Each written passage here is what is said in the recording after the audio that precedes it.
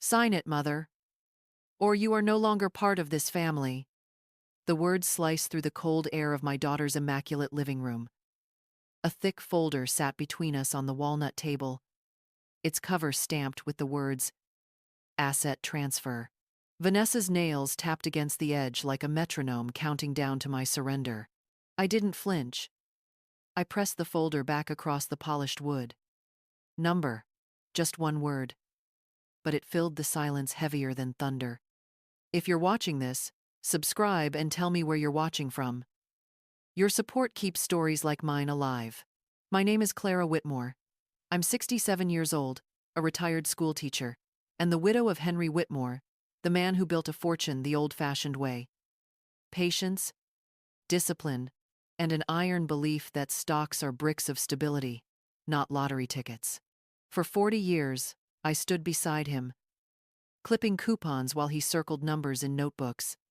I mended dresses long after my daughter outgrew them, while Henry studied quarterly reports at our kitchen table. He used to say, "The market is like the tide, Clara. You don't force it. You wait." When Henry collapsed in the garden last spring, the tide stopped for me. The will was read in Mr. Collins's wood-paneled office. Every word steady and deliberate. All financial assets, including the $52 million stock portfolio, to my wife, Clara.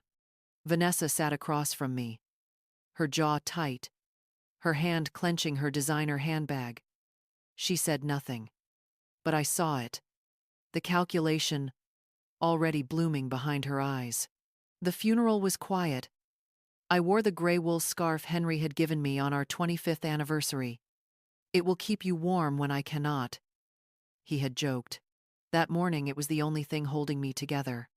2 weeks later, I stood in Vanessa's house, under the glare of sterile LED lights, and she demanded the inheritance, as if it were a quarterly bonus waiting for her signature. "You don't understand investments, Mother." "I do. Sign, and I'll take care of everything. Refuse, and you are out." Her words hurt more than the storm pounding outside. I left that house with only a small suitcase, the scarf wrapped tight around my shoulders. When I reached my own home, I pressed my keycard against the lock. Access denied. Again and again. The screen glowed red like an accusation. Vanessa had shut me out. Literally. The rain was relentless, soaking my coat, my suitcase heavy at my feet. I thought of Henry's voice years ago, while cleaning out the attic. "If the day ever comes when you feel pushed out, Clara, go to the cottage by the lake. That place will always open its arms." So I drove through the storm. When the brass key turned smoothly in the lock, I stepped into the cedar-scented air of that cottage and felt both broken and steady at once. On the oak table sat an envelope with my name, written in Henry's careful hand. Inside, his message: "You are not alone. Collins knows the law. Rachel knows the banks. Jack knows protection. They will stand beside you." That night, the scarf became more than warmth. It was armor. I sat by the window, watching the rain whip across the lake, and knew one thing with absolute clarity. Vanessa thought she had cornered me, but she had no idea Henry had already prepared the battlefield. The crunch of tires on gravel snapped me back. Headlights cut across the cottage wall. Vanessa's SUV. She was back, with someone else. Morning light seeped through the thin curtains of the cottage, gray and hesitant, like it too was unsure if it belonged here. I had barely slept. The envelope from Henry still sat open on the table, his words etched into my chest like armor. "You are not alone." The crunch of tires from last night hadn't been a dream. Vanessa's SUV glared in the drive, her heels clicking sharp against the porch as she entered uninvited. But she wasn't alone. A man in a tailored suit followed, slim briefcase, rehearsed smile, eyes already scanning the cottage as if measuring what could be sold. "Mother," Vanessa's voice was all business now. "This is Mr. Kane, my financial advisor. He'll explain why this transition is necessary." I didn't rise. My hands rested calmly on the scarf across my lap. "There is no transition." Mr. Kane cleared his throat, eager to step in. "Mrs. Whitmore, it's quite common for widows your age to struggle with assets of this size. Your daughter is educated, capable. If you'll just sign these—" Before he could finish, another voice cut in. "I think we should clarify a few things first." All heads turned. At the far end of the room, Mr. Collins rose from a chair I hadn't even noticed him occupying. His silver hair caught the pale light as he adjusted his glasses and laid a set of documents on the table. "As executor of Henry's will, let me be clear. Every share, every account, every dollar is legally in Clara's name. Any attempt to coerce her signature could be considered undue influence, possibly even fraud." Vanessa stiffened, her polished exterior cracking for the first time. "This is a family matter, Collins. Stay out of it." He didn't blink.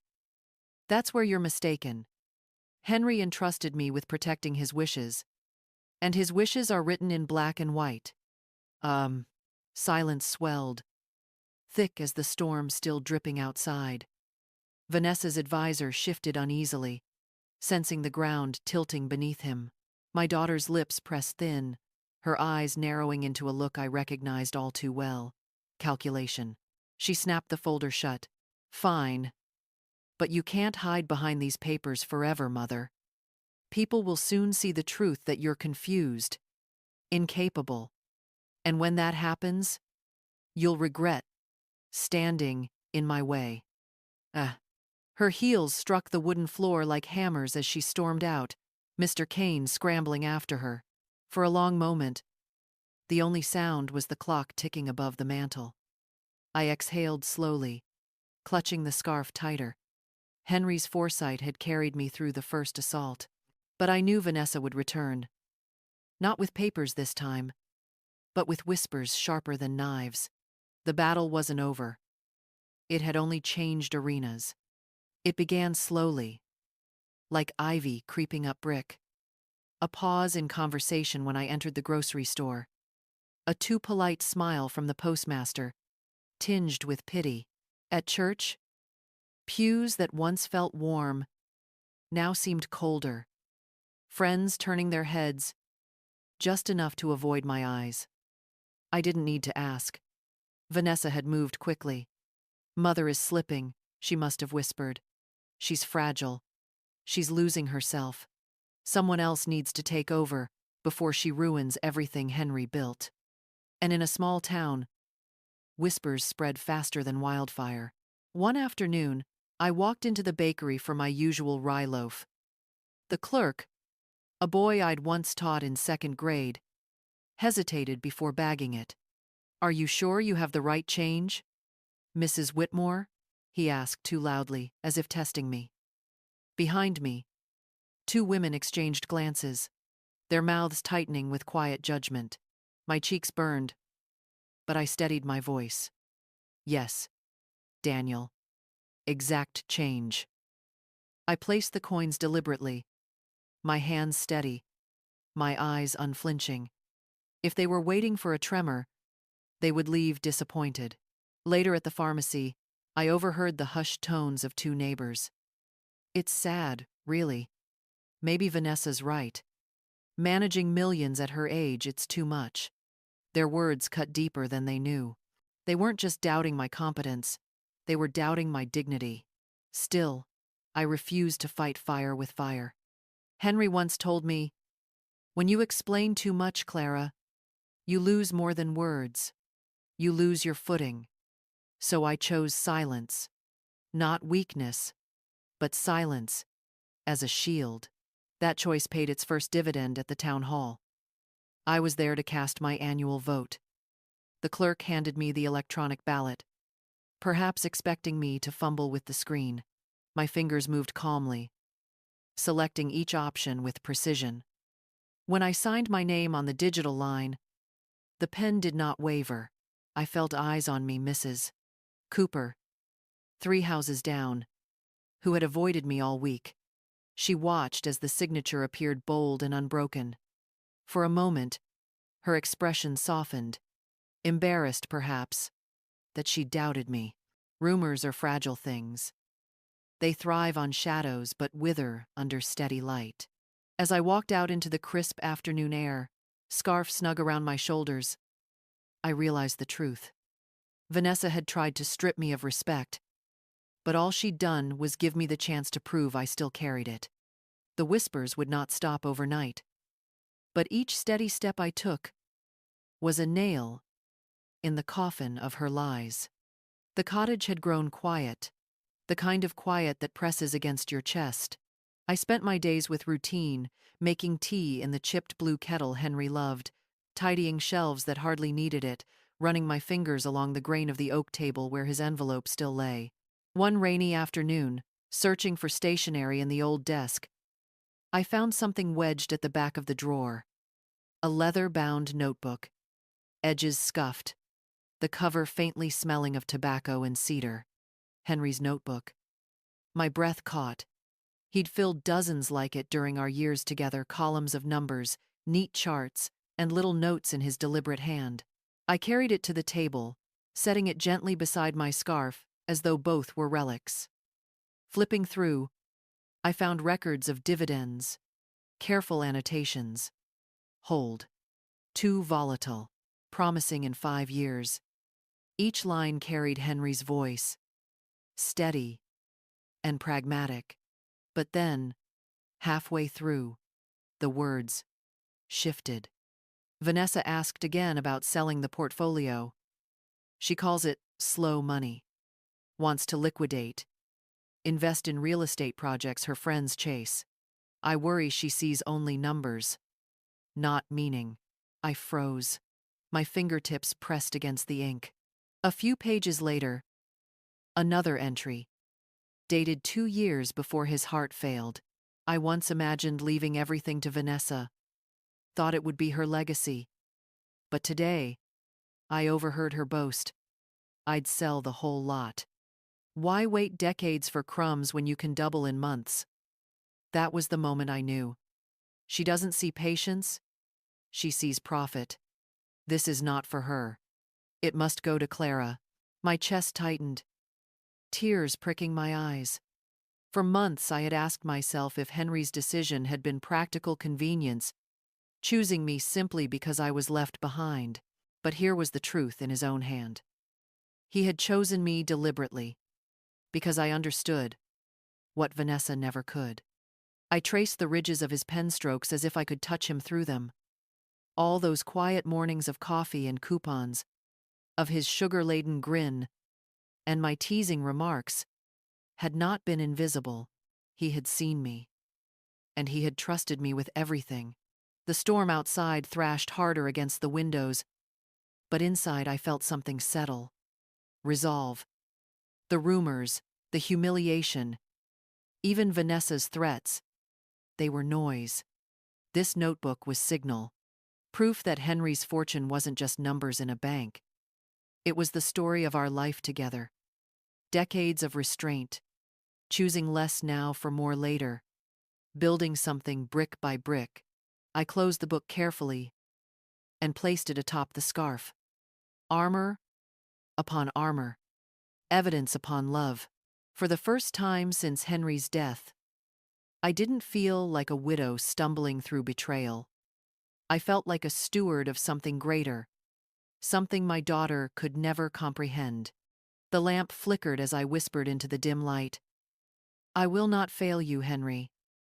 Outside, the lake rippled silver under the storm, patient and enduring just like him.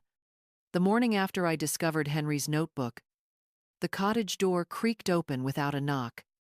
For an instant, my heart lurched Vanessa again, but when I turned, a familiar face smiled warmly. Clara, Rachel Porter said, shaking rain from her coat. She had been my friend since college, now a senior manager at the very bank Henry had trusted for decades. In her hands, she carried a folder embossed with the bank's crest. "I reviewed every certificate," she said, placing the folder gently on the table. "Every share, every account, your name alone, no joint ownership, no loopholes." Henry was thorough. Relief rippled through me, though it quickly sharpened into anger. Vanessa's lies suddenly seemed even hollower. Before I could respond, the floorboards groaned again. Jack Morales, my old neighbor, stepped in, shoulders broad, his presence filling the doorway. A retired police officer, Jack rarely interfered in anything, but now he held up a stack of statements, his voice steady as stone. "Remember these?" he asked, laying them beside Rachel's folder. They were credit card bills, Henry's account, with Vanessa listed as a supplementary user, vacations, jewelry, even the down payment on her SUV. "Your husband forgave her," Jack said, "but he didn't forget, and neither should you." I sank into the chair, overwhelmed. One ally was unexpected. Two felt like a wall rising around me. Then the final piece clicked into place. That afternoon, Judge Nora Blake arrived. Her hair had gone silver since retirement, but her eyes remained sharp. She carried no folder, no bills, only her word. "Clara," she said, her tone firm, "I personally notarized Henry's competency evaluation. When he signed his will, he was lucid, deliberate. Legally, it's unassailable. Your daughter can bluff, but she cannot break it." Her words wrapped around me like armor. Henry's envelope had promised allies. Now they stood in my living room, 3 of them, each carrying a piece of truth to shield me. For the first time since Vanessa had shoved that folder across the table, I felt something stir beneath the grief and betrayal. Not just defense, strength. Vanessa believed she could isolate me, paint me weak, force me to sign away Henry's legacy. But what she didn't know was this: I was not alone. And as the rain eased outside, the cottage seemed less like a refuge and more like a fortress. Days stretched into weeks at the cottage. The whispers in town had not stopped, but I found a strange rhythm. Morning tea, walks by the lake, evenings with Henry's notebook open beside me, the scarf draped across my shoulders. One Tuesday, the mail brought something unexpected: a letter in an envelope, worn soft at the corners. The handwriting was unfamiliar, looping and earnest. Inside, a single page. "Mrs. Whitmore, you don't know us, but we knew your husband. When our fishing boat sank last winter, we thought we had lost everything: the mortgage, our children's schooling, our dignity. But because of the emergency fund Henry set up at the Harbor Trust, we were able to rebuild. We bought another boat, kept our home, and held our heads high.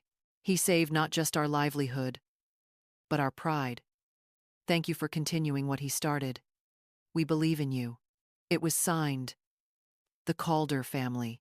I sat at the table clutching the letter, my throat tight. The room blurred. Not from grief this time, but from recognition. Henry had never spoken much about the emergency fund. To him, it was just one of many small safeties he built quietly, without ceremony. Now I saw its impact in ink. Real people, real lives, held steady by his foresight. I whispered aloud, more to myself than anyone, it was never just money. The truth settled over me like a tide. The $52 million in stocks wasn't a trophy to be fought over. It was a tool, a promise, a lifeline stretched across decades of patience and discipline. That night, I called Rachel. "I want to establish a fund," I told her. "Not something flashy, something steady, like Henry. Scholarships for harbor families, small emergency grants, Opportunities that last. She hesitated only a moment before replying. Henry would be proud. And Clara, you'll be more than a custodian. You'll be a builder. The idea took root quickly. With Collins drafting legal frameworks and Rachel guiding the financials, we carved out a portion of the dividends. The principal remained untouched. Safe. But its fruit would feed futures Henry had always believed in. I named it the Whitmore Harbor Fund. The first time I saw its letterhead printed bold, simple, carrying Henry's name, I felt my spine straighten. For months I had been reacting. To Vanessa's threats, to rumors, to grief itself. Now I was acting. Choosing. At church the following Sunday, I wore the scarf with quiet pride. Conversations still hushed as I passed. But this time, I didn't shrink. I knew something they didn't, that Henry's fortune was already at work, turning whispers of greed into echoes of generosity. For the first time since his death, I no longer felt like a widow on defense. I felt like a steward with a mission. The tide had turned, not with noise, but with quiet, deliberate motion, exactly the way Henry would have wanted. The first group of scholarship recipients arrived on a bright spring morning. The cottage smelled of fresh bread. I'd baked at dawn, the crust golden, filling the air with warmth instead of silence. There were 6 of them, young men and women from harbor families, whose hands already bore the marks of hard work. One boy, Jacob, told me he wanted to study marine engineering so his father's boat would never sink for lack of repairs. A girl named Laya spoke softly of her dream to become a nurse after losing her grandmother too soon. I listened, my heart heavy and light at once. Henry would have nodded at each of their words, his hand tapping the table, the way he did when something felt right. When I handed Jacob his envelope, his fingers trembled. "Thank you, Mrs. Whitmore," he said. His eyes lingered on the gray scarf around my shoulders, and for the first time in weeks, I didn't feel its weight as armor. It felt like a banner. Then came the smallest voice. A little girl, too young for a scholarship, but she had followed her older sister. She climbed onto my lap and shyly held up a crayon drawing of a boat. "This is Mr. Henry's," she whispered. Then she looked up at me with wide eyes. "Thank you, Grandma Whitmore." The word pierced me, Grandma. I had heard it from Vanessa when she was a child, innocent and unguarded, before ambition hardened her voice. To hear it now, from a child not of my blood but of my heart, felt like balm on an old wound. Tears blurred my vision as I hugged her close. "You're welcome, sweetheart," I said, my voice thick. Around us, the room buzzed with hope letters opening, gasps of relief, dreams unfolding. The cottage, once a refuge against betrayal, had become something else entirely, a place of beginnings. That night, after they had gone, I sat again by the window. The scarf lay folded across the stack of letters and thank you notes. It was no longer just Henry's gift. It was a symbol of continuity warmth, passed from one generation to the next. Vanessa's lies might echo through town, but here was a truth no rumor could erase. Henry's legacy was alive, and it was mine to carry forward. The scarf felt heavier now, but not with burden, with meaning. The email arrived late in the evening, its subject line crisp and impersonal. Proposal for collaboration. It was from Vanessa. My hands hovered over the keyboard before opening it. The message was polished like a corporate memo, every sentence clipped. "Mother, I believe it's time we rebuild what was lost. I'm leading a new development venture, waterfront properties with high returns. Given your position and the Whitmore portfolio, this is an opportunity for us to work together again." Then the final line, deceptively soft. "It may also serve as a step toward repairing our family bond." I leaned back in my chair, the scarf warm against my shoulders. The phrasing struck me. Not rebuilding us, not mending a bond of blood, but leveraging my portfolio. Even reconciliation had been reduced to a transaction. I typed slowly, each word deliberate. Vanessa, thank you for thinking of me. I will not be participating in your project. I wish you the best in all that you pursue. No explanations. No cracks she could slip through. Just a boundary clean. Firm. Days later, Rachel stopped by with fresh bank updates. She frowned when I mentioned the email. She's setting the stage. If she can't win in court or public opinion, she'll try with pretense. Polite smiles masking knives. I nodded. Then let her smile. I'll keep my door closed. But Vanessa wasn't finished. A week later, a formal message arrived. Not an email this time, but a handwritten card. Mother, let's speak one last time face to face. At the cottage. Bring your friends if you must. I'll bring mine. Her handwriting was sharp, almost carved into the paper. An invitation, but really a challenge. I placed the card on the oak table beside Henry's notebook and the Calder family's thank you letter. The three objects sat there like pieces of a puzzle: betrayal, memory, and gratitude. I wrapped the scarf tighter, feeling its wool scratch faintly at my neck. It no longer itched like burden. It braced like armor. The showdown was coming. Not in whispers, not in rumors, but here, in the cottage, by the lake. And this time, I would not face it alone. The morning of the meeting dawned brittle and cold. The lake glazed with a thin crust of ice. I rose early, wrapped Henry's scarf around my shoulders, and set out cups on the oak table. 5 in total. Not for Vanessa. For the allies Henry had promised me. By 9, they were there. Mr. Collins.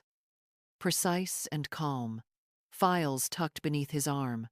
Rachel Porter. Her banker's folder embossed with the crest of Whitmore Trust. Jack Morales. Solid in his stance, broad shoulders filling the doorway. And Judge Nora Blake, who moved with quiet authority, her presence sharper than any gavel. The crunch of tires on gravel, announced Vanessa. Her black SUV glistened in the pale sun. She stepped out, immaculate in a blazer the color of steel, her heels striking the porch with rehearsed precision. Behind her followed Mr. Kane, the advisor, carrying a briefcase like a weapon.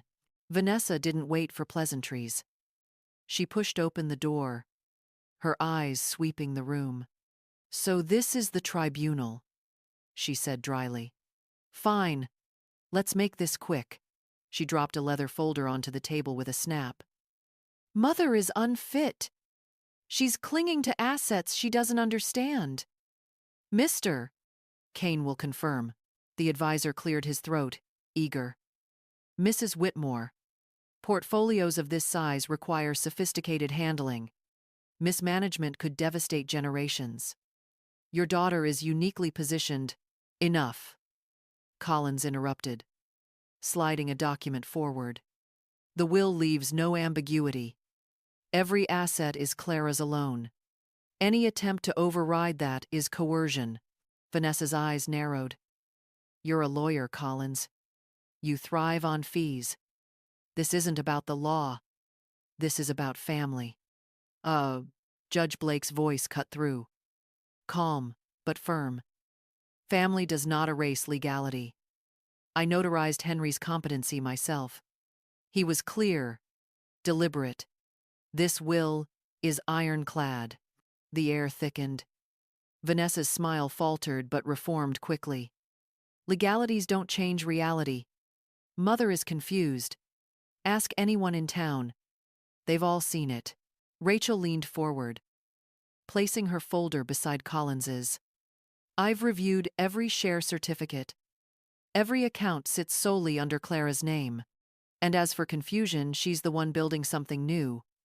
The Whitmore Harbor Fund. Dividends already invested in scholarships and relief. That's stewardship, not confusion.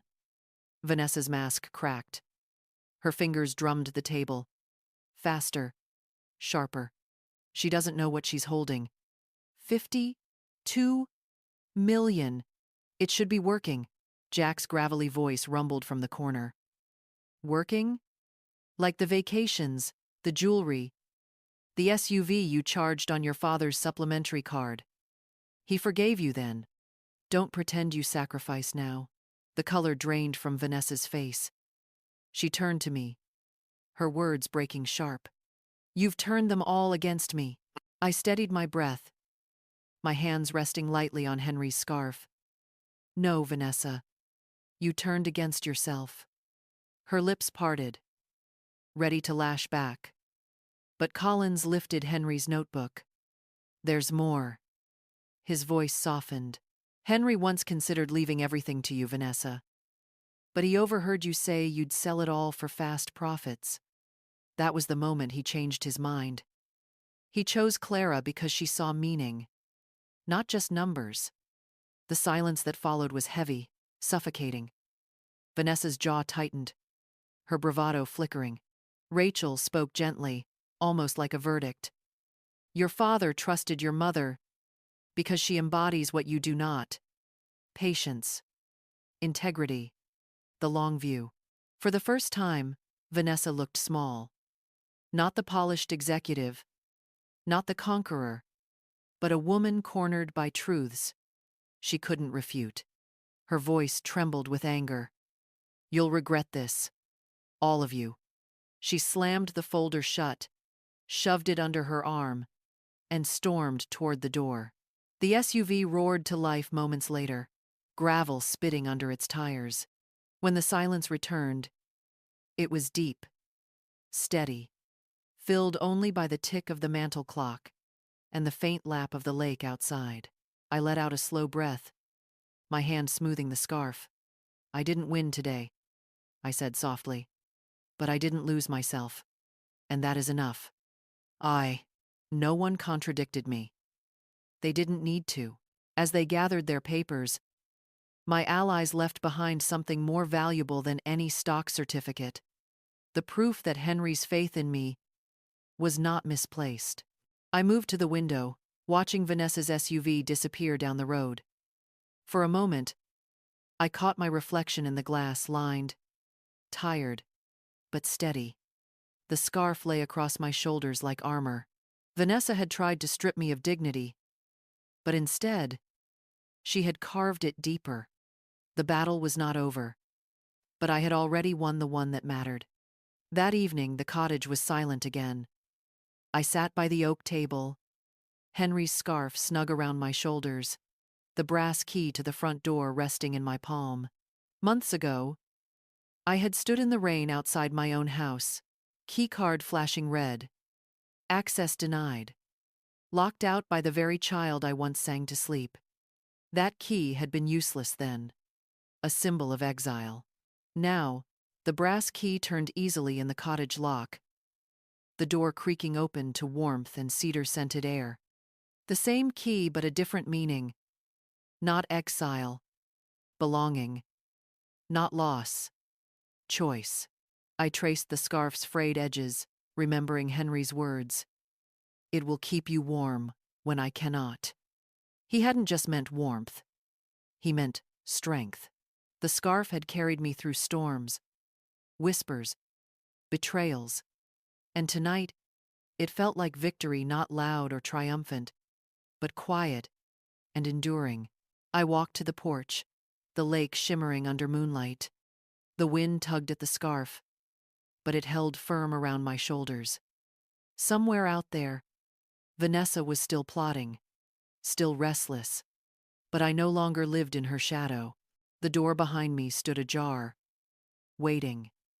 I turned, slipped the brass key into the lock, and closed it with a steady click. The scarf was the same, I whispered. But I wasn't.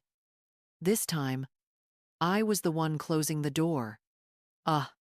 So that's the truth of how betrayal almost destroyed everything, until silence and strength turned the story around.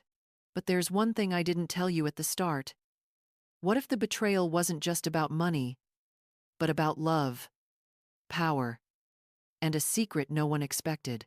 Click on this video here if you want to hear the next story of family, betrayal, and revenge. I'll see you in the next one.